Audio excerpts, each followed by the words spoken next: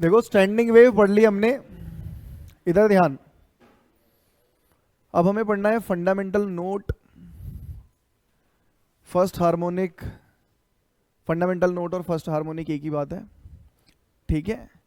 Second overtone मतलब second harmonics, ये है क्या, कुछ समझ में आ रहा है? नहीं आ रहा, ओके, बहुत बढ़िया। स्टैंडिंग वेव पढ़ ली हमने, सही बात है। अगर एक स्ट्रिंग है तो उसके अंदर सबसे सिंपलेस्ट स्टैंडिंग वेव कौन सी बनाई जा सकती है? सबसे सिंपल मतलब कि सबसे ही सिंपल क्या हो सकता है वो? भाई बीच में से प्लग करो, उसे छोड़ दो, है ना, तो उसके अंदर ऐसा मोड दिखेगा आपको, राइट है। इससे सिंपल हो सकता है कुछ? इसमें पूरी जो स्ट्रिंग है वो एक ही सेगमेंट है, राइट है। इसके बाद क्या हो सकता है कि ये स्ट्रिंग दो सेगमेंट में डिवाइड हो जाए, दो सेगमेंट में डिवाइड हो जाएगी तो स्टैंडिंग वेव कुछ ऐसी बनेगी, राइट है। हो सकता है तीन सेगमेंट में डिवाइड हो जाए तो ये ऐसी बनेगी, हो सकता है चार सेगमेंट में डिवाइड हो जाए, वगैरह वगैरह वगैरह, राइट। अब ये जो डिवीजन है इसके इसकी वजह से ना साउंड की जो फ्रीक्वेंसी है वो भी बदल जाती है। क्या बदलती है? हाँ, इसलिए हम एक बहुत ही कमाल की चीज़ ऑब्जर्व करते हैं, और वो कमाल की चीज़ है कि यहाँ पर फ्रीक्वेंसी के अंदर क्वांटाइजेशन देखा जाता है। अब क्वांटाइजेशन का मतलब क्या है? हम ये बता सकते हैं कि या तो फ्रीक्वेंसी इतनी होगी, या इतनी होगी, या इतनी होगी, या इतनी होगी, इनके बीच में नहीं हो सकती वैल्यू। आ रही है बात समझ में? क्वांटाइजेशन पहले भी कई बार डिस्कस किया है मैंने, राइट। जैसे इस बॉटल के अंदर बहुत सारे कंचे हैं, मान लो मार्बल्स, ठीक है, और उन सबका मास 50 ग्राम है। कितना है? 50 ग्राम।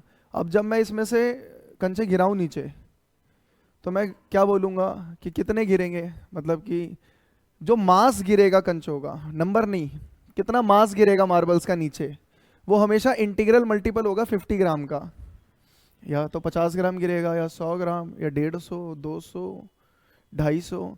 ऐसा नहीं हो सकता कि 230 ग्राम गिर गया, राइट ना। या तो 4 मार्बल या तो 5 मार्बल, ये इनके बीच में कैसे आ रहा है मास, राइट है ना। तो यहां पर क्वांटाइजेशन तुम्हारे समझ में आता है, आता है। वैसे ही क्वांटाइजेशन यहां पे भी लगेगा। हम फंडामेंटल नोट के अंदर उसकी फ्रीक्वेंसी निकाल लेंगे कि फ्रीक्वेंसी कितनी है, फिर हम देखते हैं कि जितने सेगमेंट में डिवाइड होती है उसके हिसाब से जो फ्रीक्वेंसी है वो इंटीग्रल मल्टीपल हो जाती है। जैसे मान लो स्टार्टिंग में 50 हर्ट्ज आई, तो बाद में फिर वो इंटीग्रल मल्टीपल का मतलब क्या है? 100 हर्ट्ज, 150 हर्ट्ज, राइट है ना। इनके बीच में कोई वैल्यू नहीं आएगी, समझ गए? हाँ, तो टॉपिक की शुरुआत करो। स्टेशनरी वेव इन स्ट्रिंग, और पहला सब टॉपिक डाल दो इसका फंडामेंटल नोट। फंडामेंटल नोट, और इसके ब्रैकेट में लिख लेना इसे फर्स्ट हार्मोनिक्स भी बोलते हैं। क्या लिखा? फंडामेंटल नोट ना। फंडामेंटल नोट का क्या मतलब हो गया कि आपकी पूरी की पूरी स्ट्रिंग मात्र एक सेगमेंट की तरह बिहेव करेगी। यही तो है फंडामेंटल, एकदम बेसिक, एकदम आधारभूत। इससे बेसिक कुछ हो सकता है क्या? इससे बेसिक यही हो सकता है कि छेड़ो ही मत स्ट्रिंग को, वैसे ही रहे वो, है ना। बहुत बढ़िया। तो ये है मेरी स्ट्रिंग एल लेंथ की।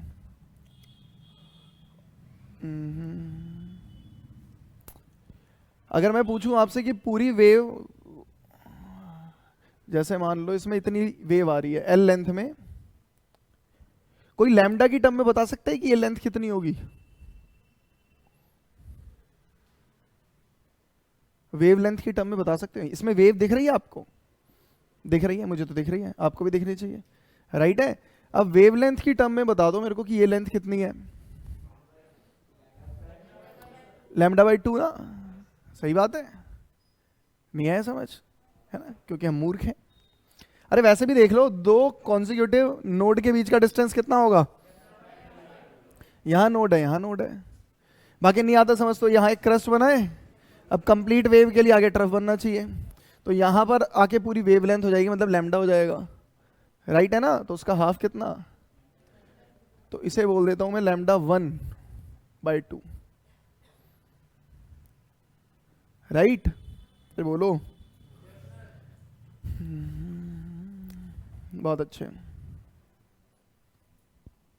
एल की वैल्यू कितनी है, पूरी लेंथ की वैल्यू λ1/2, मतलब λ1 कितना होगा, अगर पूरी वेव चाहिए तो आपको इसकी ट्वाइस लेंथ चाहिए, राइट ना, बहुत अच्छे। और फ्रीक्वेंसी का फॉर्मूला, इस केस में फ्रीक्वेंसी निकालनी है, वही फ्रीक्वेंसी आपकी फंडामेंटल फ्रीक्वेंसी होगी, उसको बोलेंगे f1, और उसकी वैल्यू होगी वेलोसिटी अपॉन वेवलेंथ, कितनी वेलोसिटी से कोई भी इंडिविजुअल वेव चल रही थी, और अपॉन में वेवलेंथ, वेवलेंथ मतलब λ1।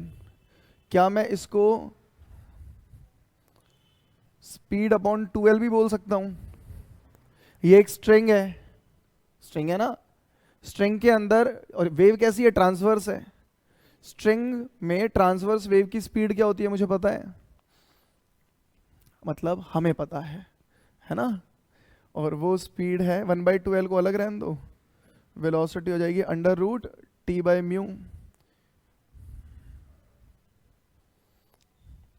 यहाँ पर T क्या है, स्ट्रिंग में कितनी टेंशन है, और mu is mass per unit length, की स्ट्रिंग के हर एक यूनिट लेंथ का मास कितना है, राइट ना। तो ये हमारी फर्स्ट हार्मोनिक की फ्रीक्वेंसी आ गई, इतनी फ्रीक्वेंसी से ऑसिलेट करेगा ये। किस किस बात पे डिपेंड करती है ये फ्रीक्वेंसी, कि लेंथ कितनी कंसीडर करी है, उसमें टेंशन कितनी है, और उसमें मास पर यूनिट लेंथ कितना है। टेंशन जो है वो वापस लेकर आएगी स्ट्रिंग को मीन पोजीशन पे, यही काम तो करेगी ना। मास पर यूनिट लेंथ जो है ये उसको मीन पोजीशन पे रुकने नहीं देगा, क्योंकि मास पर यूनिट लेंथ उसको इनर्शिया देगा, तो ये रुकने ना देने के लिए रिस्पॉन्सिबल है मीन पोजीशन पे, और ये वापस मीन पोजीशन पे लाने के लिए रिस्पॉन्सिबल है, राइट ना। और लेंथ के अकॉर्डिंग पता लगेगा आपको कि कितनी वेव्स आने वाली है उसके अंदर, समझ गए। लिख लो फर्स्ट हार्मोनिक। अब इसके बाद मतलब इससे एडवांस फॉर्म क्या हो सकती है, इससे एडवांस कि सेगमेंट को, मतलब इस पूरी रस्सी को 2 सेगमेंट में डिवाइड कर दूं, राइट है ना। तो स्ट्रिंग तो वही है एल लेंथ की ही। अच्छा, ये करने के लिए हम क्या करते हैं, स्ट्रिंग को बीच में से प्लग नहीं करते, वो करोगे तो फिर यही बनेगा, उसको 1/4 लेंथ से करेंगे, यहां से डिस्टर्ब करके छोड़ोगे ना तो 2 सेगमेंट में डिवाइड हो जाएगा वो, राइट है, बोलो हाँ, बहुत बढ़िया।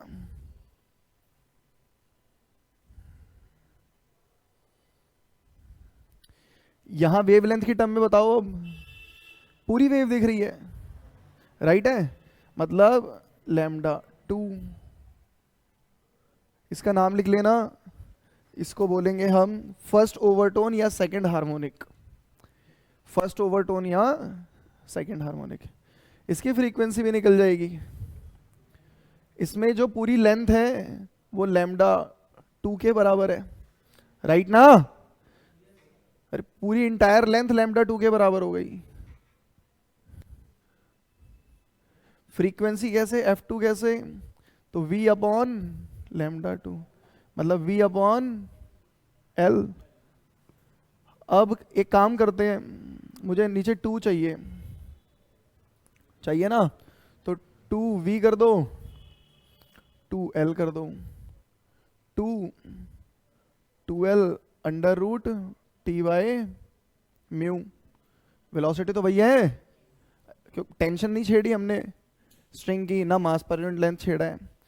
अब अगर इस 2 को छोड़ दो तो ये पूरा का पूरा पार्ट देखो क्या है, f1 है, राइट। तो मतलब मैं f2 कह सकता हूं क्या होगा, ट्वाइस ऑफ f1, मतलब इस केस में इसकी अगर फ्रीक्वेंसी पता लग गई तो इसकी फ्रीक्वेंसी इसी की डबल है, इसकी डबल ही होगी, तभी इंटीग्रल मल्टीपल आएगा ना। एक और देखेंगे अभी, ठीक है, ये भी लिख लो, पता है ना, सेम लेंथ को, अच्छा ये फर्स्ट केस हो गया, ये सेकंड हो गया, थर्ड ऊपर बना दें क्या। सेम लेंथ को, मतलब सेम ही स्ट्रिंग को इस बार कितने सेगमेंट में तोड़ देंगे, 3 में, तो तोड़ देते हैं 3 में, सही है।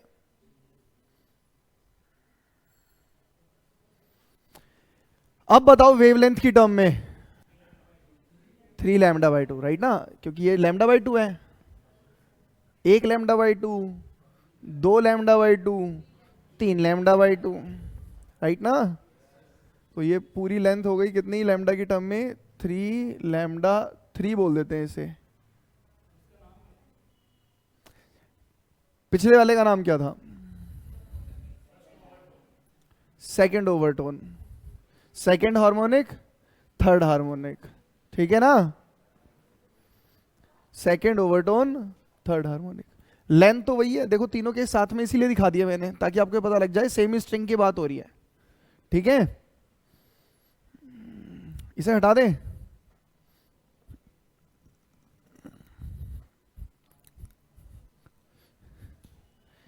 इसमें एल लेंथ किसके बराबर हो गई, 3 लैम्डा बाई 3, सही है। तो यहां से लैम्डा 3 की अगर वैल्यू निकालोगे तो 2L अपॉन 3, राइट। फ्रीक्वेंसी चाहिए हमें इसकी F3, V अपॉन लैम्डा 3, मतलब V अपॉन लैम्डा 3 की वैल्यू 2L अपॉन 3, ऊपर फेंक दें चलेगा।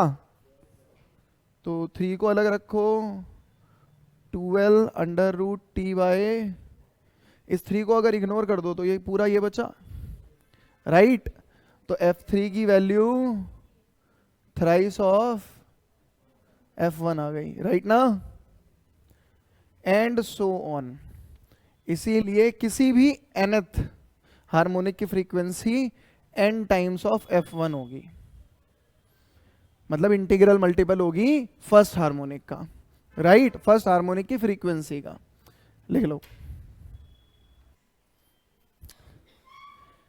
जैसे आप लोग हो, आप सबके साउंड की फ्रीक्वेंसी अलग अलग है, हाँ अलग अलग ही होती है।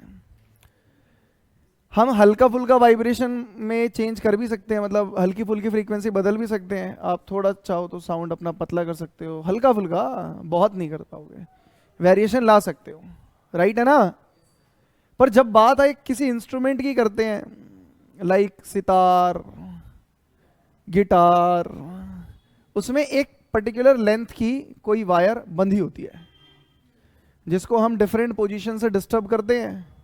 तो डिफरेंट पोजीशन से डिस्टर्ब करने की वजह से वो अलग साउंड क्रिएट करती है, और वो अलग साउंड का मतलब है कि उस साउंड की फ्रीक्वेंसी अलग होती है, पिच अलग होती है। आ रही है ना बात समझ में, ऐसा क्यों होता है ये समझ में आता होगा आपको। पर एक और बहुत खास चीज समझ में आती है हमें कि वो जो दो एंड पर बंधी हुई फिक्स लेंथ की वायर है, उसकी जो फ्रीक्वेंसीज हैं वो कुछ भी नहीं हो सकती। अगर एक फंडामेंटल नोट बनाओ, उसके अंदर बीच में से प्लग करो उसको, आ रही है बात समझ में, ये यहां से जो भी फ्रीक्वेंसी मिलेगी साउंड की, अब ये जो वायर है ये हमेशा इसका इंटीग्रल मल्टीपल ही प्रोड्यूस कर पाएगी।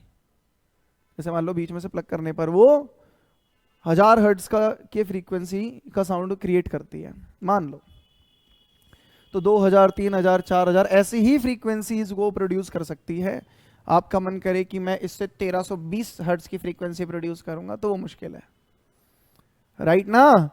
अब उसके फंडामेंटल नोट की फ्रीक्वेंसी किन किन बातों पे डिपेंड करेगी, वो डिपेंड करेगी उसके लेंथ पे। पर आपने देखा है कि गिटार में तो सारी वायर्स की लेंथ बराबर रखते हैं हम। एक चीज है टेंशन पे, टेंशन हम करते हैं ना, देखो साइड में टाइट कर देते हैं वायर को, उससे भी फ्रीक्वेंसी साउंड चेंज हो जाता है, राइट ना। एक है मास पर यूनिट लेंथ पे, 4 वायर लगी हैं, चारों की थिकनेस अलग होगी, चारों की मास पर यूनिट लेंथ की वैल्यू अलग अलग होगी, मतलब चारों का इनर्शिया अलग अलग होगा, इनर्शिया अलग होगा ना।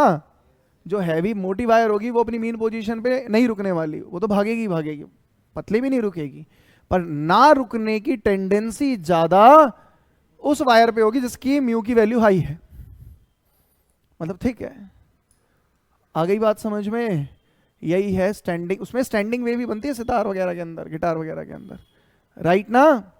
मेन पॉइंट क्या आपको समझ में आया कि उसमें जो फ्रीक्वेंसीज प्रोड्यूस होती हैं वो हमेशा फंडामेंटल नोट की मल्टीपल ही होंगी, कि ये फ्रीक्वेंसी या तो ये फ्रीक्वेंसी या तो ये या तो ये या तो ये या तो ये या तो ये, राइट ना, अपने मन से कोई भी फ्रीक्वेंसी प्रोड्यूस नहीं कर देगा वो। समझ गए? बहुत बढ़िया, ठीक है। नेक्स्ट टॉपिक है हमारा वाइब्रेशन इन एयर कॉलम। अरे हो नहीं पाएगा,